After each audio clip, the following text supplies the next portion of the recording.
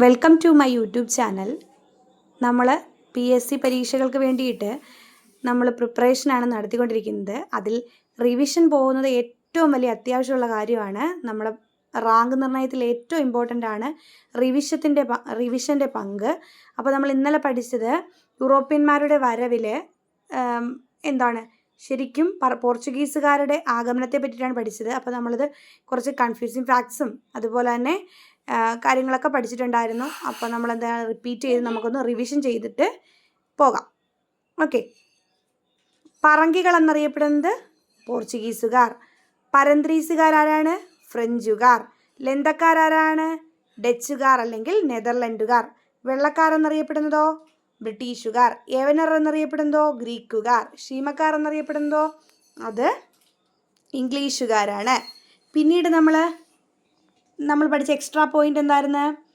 Vasco da ഗാമയ്ക്കൊപ്പം കേരളത്തിലെത്തിയ Portuguese നാവികനാരാ?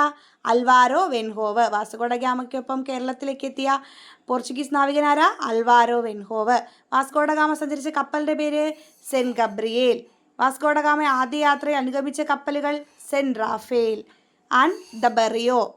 Vasco da Gama ഇന്ത്യയിലേക്കുള്ള ഐതിഹാസിക യാത്ര ആരംഭിച്ച എവിടെ നിന്നാണ്? ലിസ്ബണിൽ നിന്ന്. വാസ്കോഡ ഗാമ യുഗത്തിൻ്റെ തുടക്കം. വാസ്കോഡ ഗാമയുടെ ആഗമനത്തെ ഏഷ്യയുടെ ചരിത്രത്തിലെ വാസ്കോഡ ഗാമ യുഗം എന്ന് വിളിച്ച ആരാണ്? KM Panikkar. Cape of Good Hope വഴി കേരളത്തിലേക്ക് എത്തിച്ചേർന്ന ആദ്യ യൂറോപ്യൻ ശക്തി ആരാണ്? അത് പോർച്ചുഗീസുകാരാണ്. പിന്നീട് നമ്മൾ പഠിച്ച എക്സ്ട്രാ പോയിന്റ് എന്ന് പറയുന്നത് വാസ്കോഡ ഗാമ രണ്ടാമത് വന്നത് 1502.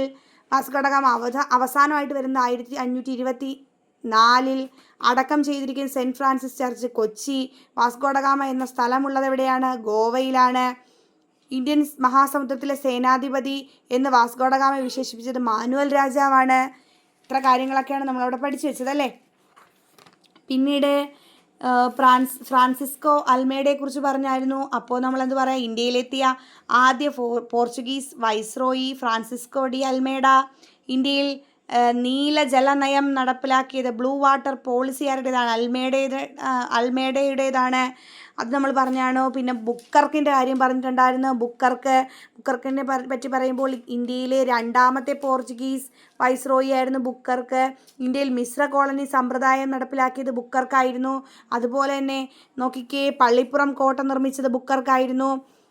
പിന്നെ അതുപോലെ തന്നെ നോക്കിക്കേ, ആഫ്രിക്കയിലെ ശുഭപ്രതീക്ഷ മുനമ്പ് ചുറ്റി സഞ്ചരിച്ച ആദ്യ പോർച്ചുഗീസ് നാവികൻ ബർത്തലോമിയോ ഡയസ് ആണ്. കരമാർഗം ഇന്ത്യയിൽ ആദ്യമായി എത്തിയ പോർച്ചുഗീസ് സഞ്ചാരി പെറോഡ കോവിൽഹ ആണ്. അതുപോലെ ഗോവ പിടിച്ചെടുക്കാൻ നേതൃത്വം നൽകിയ വൈസ്രോയി അൽബുക്കർക്കാണ്. ഇന്ത്യയിൽ സതി നിരോധിക്കുകയും നാണയ സമ്പ്രദായം ഏർപ്പെടുത്തുകയും ചെയ്തത് ബുക്കർക്കാണ്. പോർച്ചുഗീസുകാരുടെ ഇന്ത്യയിലെ തലസ്ഥാനം കൊച്ചിയായിരുന്നു. പോർച്ചുഗീസുകാരുടെ ഇന്ത്യയിലെ പിൽക്കാല തലസ്ഥാനം ഗോവയായിരുന്നു. അത് നമ്മൾ ഇത്ര കാര്യങ്ങൾ പറഞ്ഞു. പിന്നെ അതുപോലെ തന്നെ കൃതികൾ പറയുമ്പോൾ പോർച്ചുഗീസ് ആധിപത്യത്തിനെതിരെ കോഴിക്കോട് സാമൂതിരിമാരും കുഞ്ഞാലിമരയ്ക്കാരും നടത്തിയ പോരാട്ടങ്ങൾ വിവരിക്കുന്ന കൃതി തുഹ്ഫത്തുൽ മുജാഹിദീൻ ആയിരുന്നു.